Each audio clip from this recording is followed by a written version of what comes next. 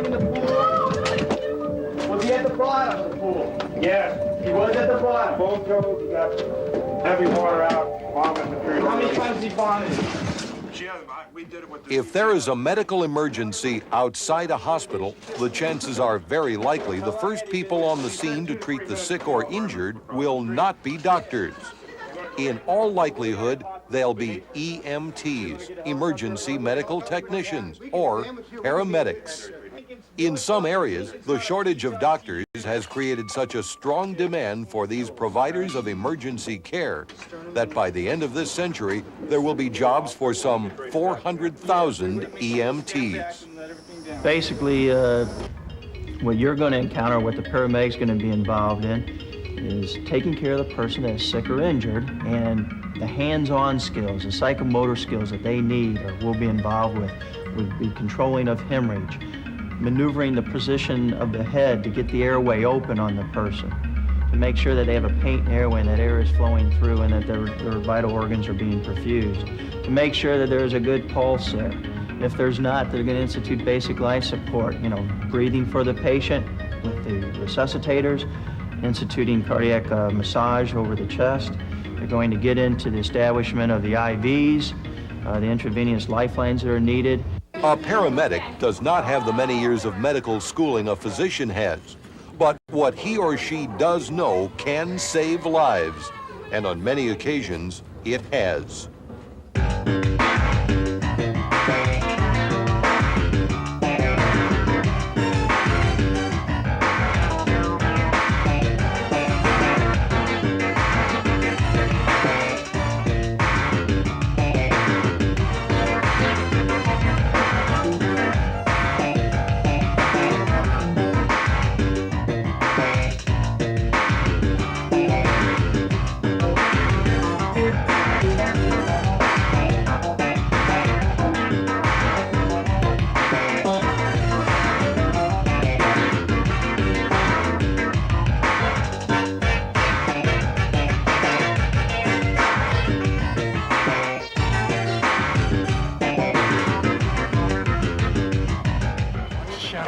Sir, can you move your foot?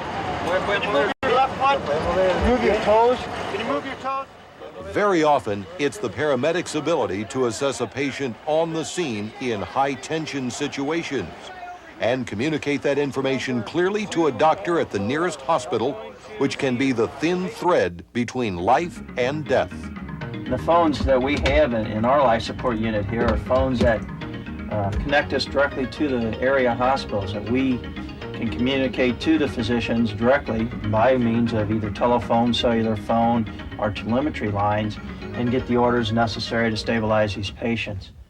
How's his veins over there? His veins are real bad here. I can't Where's get Goggin at?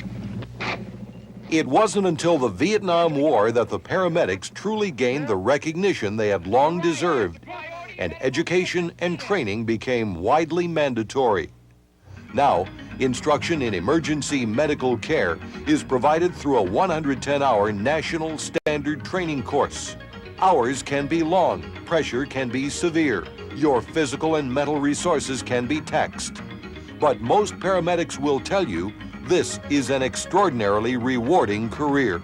Where can you go that you know that you've helped save somebody's life? And have that feeling inside knowing, hey, when your time comes, you're going to say, look, this is what I did. I helped these people survive. I helped alleviate their injury, their suffering. I was there. Brandis's department didn't even begin a paramedic program until the mid-70s, which he joined as a private at age 21. His advancement has been steady ever since, to captain and medical supervisor in 1980, a battalion chief in the emergency medical service in 1986, to deputy chief in charge of EMS in 1988. You're looking nationally at paramedics making anywhere from $15,000 on up to some of the paramedics in management making $50,000, $60,000 a year. So it depends how far you want to take it, how much education you're willing to get, and what you're willing to put out. To start an EMT training course, you generally have to be 18 with a high school diploma or equivalent, with a valid driver's license. Courses in math and science under your belt will help make you a strong contender. The person in the paramedic occupation has to be a tough individual. And by tough, I mean one that can take criticism, that can take a bad situation and make it good. It takes one with a strong will to help their fellow man.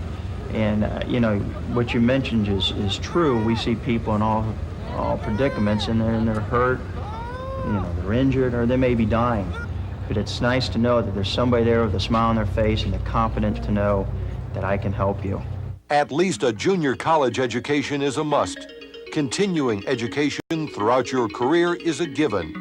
The rewards are obvious, and the salaries and earning power promise to rise much faster than average throughout the 1990s. Do you think that the work that you have done in the past has saved lives? You personally? I know that. I know that. Personally, I know that. I don't think there's... You have saved lives? Yes, sir.